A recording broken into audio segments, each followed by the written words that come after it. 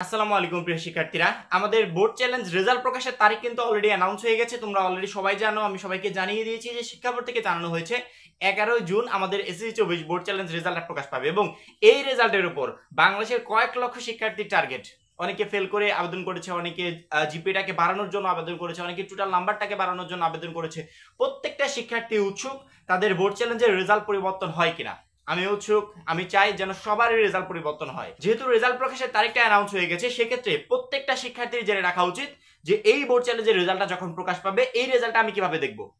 Same ভাবে আমরা যেমন এসএসসি 24 রেজাল্টের সময় প্রচুর পরিমাণে ঝামেলায় পড়েছিলাম, ওয়েবসাইটে ঢোকা যাচ্ছিল না, এত ব্যস্ত, এটা ওইটা সেটা, অনেক ঝামেলা।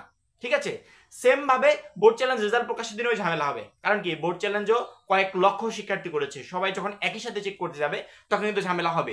এই জন্য এখনই তোমাকে ওয়েবসাইটে লগ ইন করে রাখতে হবে, যাতে লিঙ্কটা কপি হয়ে থাকে। বোর্ড চ্যালেঞ্জ রেজাল্ট প্রকাশের দিন জাস্ট লিঙ্কে ক্লিক করবে, সরাসরি তোমাকে ওয়েবসাইটে নিয়ে চলে যাবে এবং সেখান থেকে তুমি রেজাল্টটা চেক করে আনতে পারবে। ঠিক আছে, আমরা এসএমএস এর অপেক্ষায় কেউ থাকবো না। প্রথমত শিক্ষা বোর্ড তো এসএমএস দিয়ে আমাদেরকে জানিয়ে দিবে রেজাল্ট পরিবর্তন হয়েছে বা হয়নি।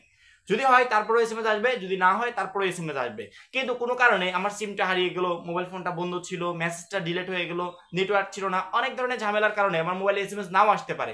এই জন্য এসএমএস এর অপেক্ষা আমরা থাকবো না। আমরা এসএমএস বাদেও আরো কিভাবে রেজাল্ট চেক করা যায় সেই মাধ্যমগুলো জেনে নেব। সাধারণত বোর্ড চ্যালেঞ্জ রেজাল্ট দেখার 3টা মাধ্যম আছে।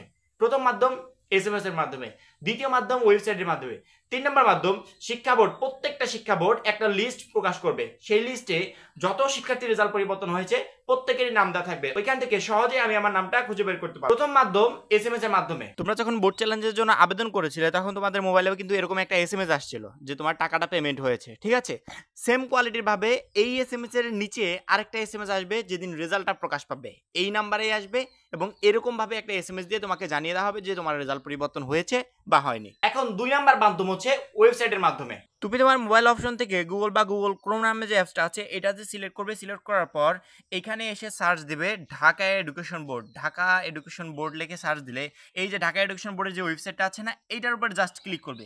ক্লিক করলেই এখন কিন্তু তারা সরাসরি তোমাকে তাদের মেইন যে পেজটা, এই পেজে নিয়ে কিন্তু চলে আসবে। কিন্তু যেদিন বোর্ড চ্যালেঞ্জের রেজাল্ট প্রকাশ পাবে ওই দিন আর তোমাকে এই পেজে নিয়ে আসবে না। ওই দিন কি করবে জানো, তুমি যখনই ঢাকা এডুকেশন বোর্ড লিখে সার্চ দিবে তখনই তোমার সামনে এরকম একটা পেজ শো করবে। আচ্ছা, আগের বছর তোমাদের রেজাল্ট যেহেতু এখনো প্রকাশ হয় নাই, তোমাদের তো দেখানো সম্ভব না। যখন তোমাদের রেজাল্ট প্রকাশ পাবে তখন তোমাদেরও সেম ভাবে এরকম একটা অপশন আসবে এবং এখান থেকে তোমরা তোমাদের রেজাল্টটা চেক করতে পারবে। এবার 3 নম্বর মাধ্যম হচ্ছে শিক্ষা বোর্ড বড়সড় আকারে একটা লিস্ট প্রকাশ করবে। ওই লিস্টে শুধুমাত্র তাদেরই নাম থাকবে যাদের রেজাল্টটা পরিবর্তন হবে। তো লিস্ট থেকে আসলে কিভাবে আমরা আমাদের বোর্ড চ্যালেঞ্জ রেজাল্টটা বের করব চলো দেখি। তোমরা তোমাদের নিজস্ব বোর্ডের ওয়েবসাইটে আসবে। আসার পর এখানে দেখতে পাচ্ছ এসএসসি কর্নার, এই জায়গাতে আসবে। দেখো এখানে কিন্তু লেখা আছে এসএসসি পরীক্ষা 2024 এর পুনর্নিরীক্ষণের নিয়মাবলী, অর্থাৎ এসএসসি বিষয়ক প্রত্যেকটা নোটিশ এই জায়গাতে প্রকাশ পায়। সেম ভাবে এই জায়গাতে তোমাদের বোর্ড চ্যালেঞ্জের যে লিস্টটা, যে রেজাল্টটা পরিবর্তন হয়েছে, রেজাল্ট পরিবর্তনের লিস্টটা শো করবে আর উপরে বারবার হেডলাইন আকারে যাবে। এভাবে দেখো উপরে হেডলাইন আকারে যাবে। তুমি যদি এসএসসি কর্নার, আমি 23 সালেরটা দেখাই তাহলে তোমরা বুঝতে পারবে। এসএসসি কর্নারে আমি সিলেক্ট করার পর এখানে দেখো এখানে অনেক লিস্ট আছে। এখান থেকে আমরা 23 সালে যে রেজাল্টটা প্রকাশ পেয়েছিল সেটা আগে তোমাদেরকে দেখাই, তাহলে তোমরা বুঝতে পারবে। এই দেখো এসএসসি 2023, আশা করি জুম করলে দেখতে পাচ্ছ। আমি এইখান থেকে লিস্টটা ডাউনলোড করে নিব। তোমাদেরকেও যেদিন রেজাল্ট প্রকাশ পাবে ওই দিন কিন্তু লিস্টটা ডাউনলোড করে নিতে হবে। ডাউনলোড করার সাথে সাথে এরকম একটা বড় সড়ো লিস্ট তোমার সামনে শো করবে এবং এখান থেকে আমি আমার রেজাল্টটা সহজে খুঁজে বের করতে পারবো। আমি এখান থেকে একটা রোল নাম্বার নিচ্ছি। যেমন ধরো এখানে প্রথম রোল নাম্বার হচ্ছে 10 43 28, এই রোল নাম্বারটা আমি নিচ্ছি। এখন আমি এখানে উপরে সার্চ অপশনে গিয়ে সার্চ দিব 10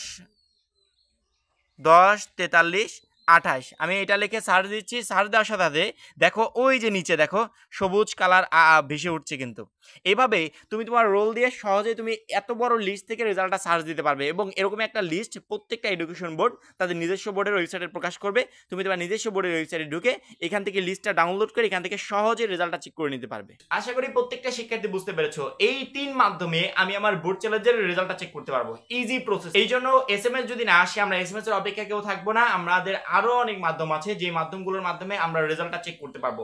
বোর্ড চ্যালেঞ্জ রেজাল্টের দিন তুমি যদি এই ঝামেলাগুলো করতে চাও সেক্ষেত্রে প্রচুর পরিমাণে প্রবলেম ক্রিয়েট হবে, সময় মতো রেজাল্টটা পাবে না, ওয়েবসাইট বারবার ব্যস্ত দেখাবে। তোমরা তো একটু জানোই যে কলেজ অ্যাডমিশনের সময় কয়েকটা দিন দেখলে আবার রেজাল্ট প্রকাশের সময় দেখেছো যে একই সাথে অনেক শিক্ষার্থী প্রেশার ক্রিয়েট করলে সাইটগুলো একবারে বন্ধ হয়ে যায়। এই জন্য আমি যেভাবে দেখালাম এখনই একবার ট্রাই করে রাখো, তাহলে হবে কি যেদিন বোর্ড চ্যালেঞ্জ রেজাল্ট প্রকাশ পাবে ওই দিন তোমাকে কোনো ধরনের প্রবলেমে পড়তে হবে না। তুমি একবার লগ ইন করলে লিঙ্কটা কপি হয়ে থাকবে, জাস্ট ওইটার উপর ক্লিক করলে সরাসরি তোমাকে সাইটে নিয়ে চলে যাবে। এখন এই পর্যন্ত এই বোর্ড চ্যালেঞ্জ রেজাল্ট বিষয়ে পরবর্তী যে কোনো আপডেট সবার আগে পেতে অবশ্যই আমাদের চ্যানেলটা সাবস্ক্রাইব করে পাশে বেল আইকনটাতে ক্লিক করে রাখবে। সবাই ভালো থাকবে, সুস্থ থাকবে, খোদা হাফেজ।